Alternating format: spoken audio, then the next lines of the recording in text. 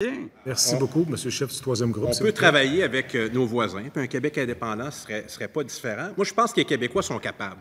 Moi, je crois aux capacités des Québécois, puis j'ai cette ambition-là d'être plus qu'une province. C'est mon ambition. Je suis comme ça, moi, M. le Président. Parlons-en des voisins. On a d'autres voisins avec qui peut-être il y a moins d'échanges par texto.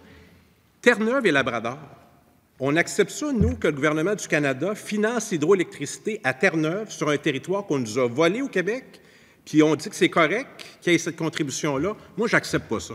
Jamais le gouvernement fédéral a financé Hydro-Québec. Alors, j'aimerais ça que le premier ministre pense à son autre voisin de Terre-Neuve qui reçoit des subventions indues pour concurrencer le Québec, puis ça lui permet d'aller chercher de la richesse. Moi, je veux bien être charitable avec nos voisins, mais on se fait faire une concurrence déloyale.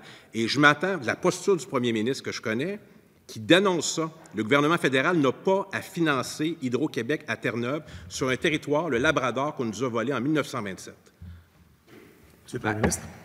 Beaucoup de liens, là. Il y a un changement de premier ministre, là, mais j'ai eu beaucoup de travail qu'on a fait avec Dwight Ball.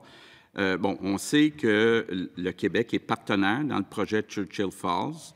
On a un prix extraordinaire jusqu'en 2041. Est arrivé un événement qui n'est pas dû au gouvernement actuel, qui est Muskrat Falls.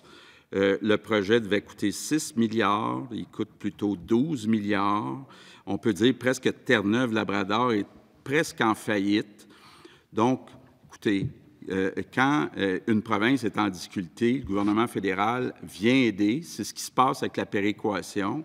Je pense que Terre-Neuve, qui ne recevait pas de péréquation à cause du pétrole, mais qui actuellement, avec le prix du pétrole qui est très bas, se retrouve en sérieuse difficulté financière. Je pense qu'il faut montrer une certaine ouverture à ce que le gouvernement fédéral les aide. Monsieur le chef, il vous reste 1 minute. Je ne pensais pas entendre ça d'un premier ministre du Québec, d'accepter que Terre-Neuve se fasse financer par le gouvernement fédéral quand ce n'est pas notre cas. Je trouve ça assez particulier. Monsieur le Président, c'est pas ce que j'ai dit. OK. Je retire ma question. Terre-Neuve est presque en faillite. Qu'il y ait une aide financière de donner à Terre-Neuve, c'est une chose. Mais il faut qu'il y ait de l'équité quand il s'agit de parler d'électricité. Là, on est tous d'accord là-dessus.